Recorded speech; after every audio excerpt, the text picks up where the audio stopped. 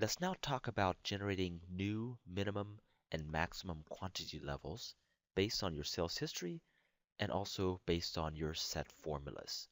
Now, first of all, let's be clear on what a minimum quantity level is and a maximum quantity level.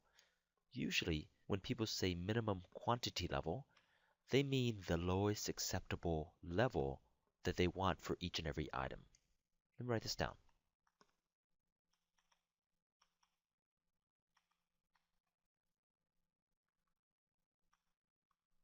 And usually, when their quantities for a given item fall below this level, they want to do something.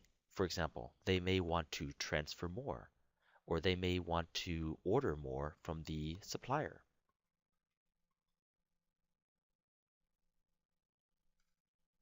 right? Or, let me write this down as well, they may want to transfer more from their warehouse. Great. Now, a maximum quantity level is on the opposite end. It's the highest acceptable level. So maybe you don't want to go over this particular quantity level. And anything above that might be considered a surplus.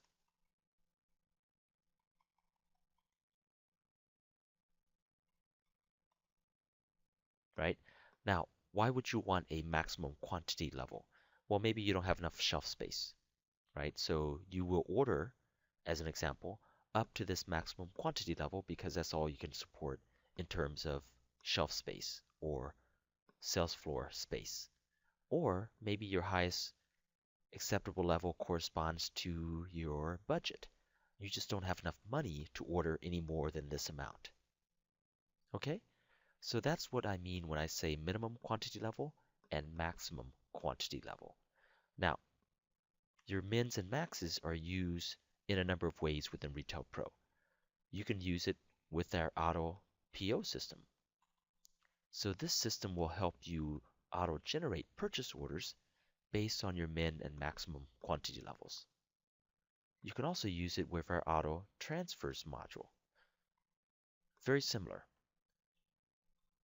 So this system will allow you to transfer merchandise between stores or between a warehouse and your selling stores, again based on minimum and maximum quantity levels.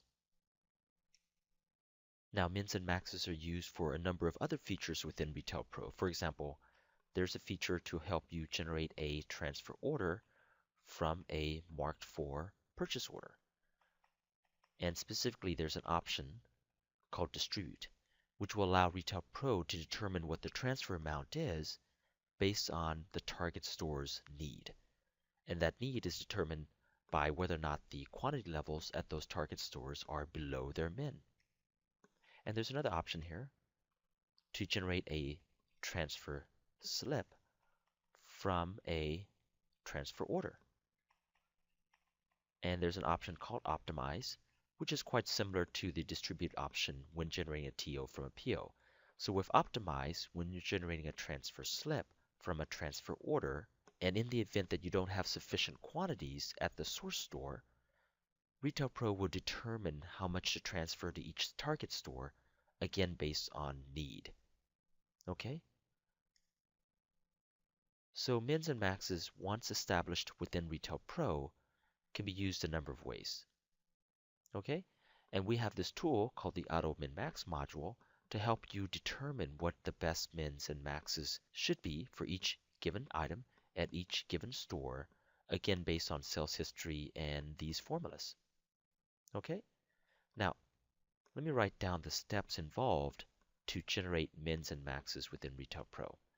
And again, to generate mins and maxes automatically within Retail Pro, the first step is to update your Delta table.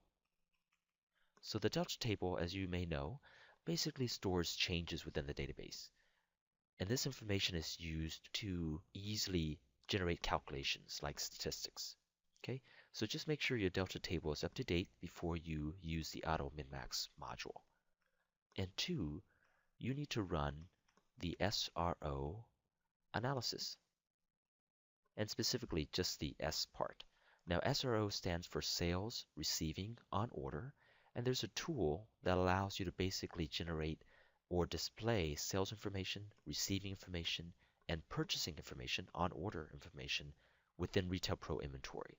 So you can run this tool every day if you wanted to, and you can say, hey, show me sales for yesterday, receiving for the last 30 days, on order forever, right? And if you run this every day, there's actually data fields within Retail Pro inventory that will display the sales, the receiving on order information. So a user can come in and look at a given item and see the sales for yesterday, how much you received last month, what you currently have on order. Okay? But anyway, for the Auto Min-Max module, you need to at least run this analysis for the sales portion. Okay? And make sure that covers the date range that you ultimately would like to use for your sales history analysis within the Auto Min-Max module. Okay? Number 3, you now get into the Auto Min-Max module, and you're going to, Min-Max, and you're going to do another sales analysis. Now, this sales analysis will be used by your formulas. So you might have several runs here.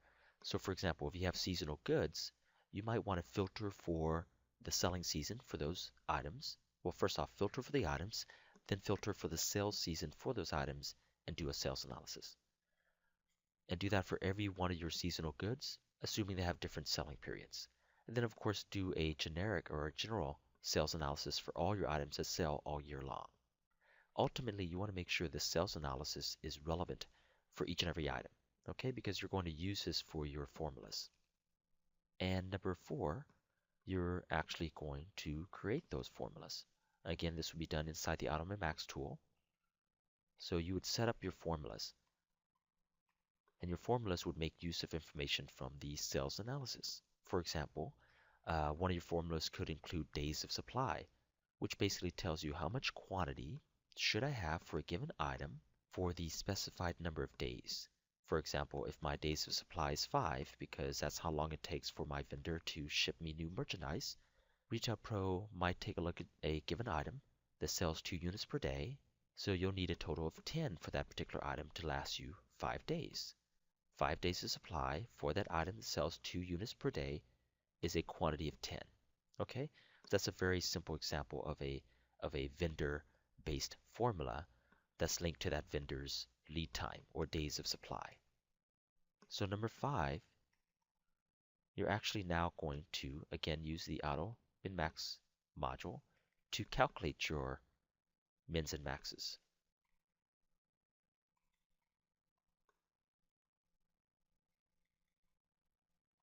So you're going to apply all these formulas across the select items or all your items, and Retail Pro will suggest the mins and max quantity levels for each and every item at each and every store. Okay?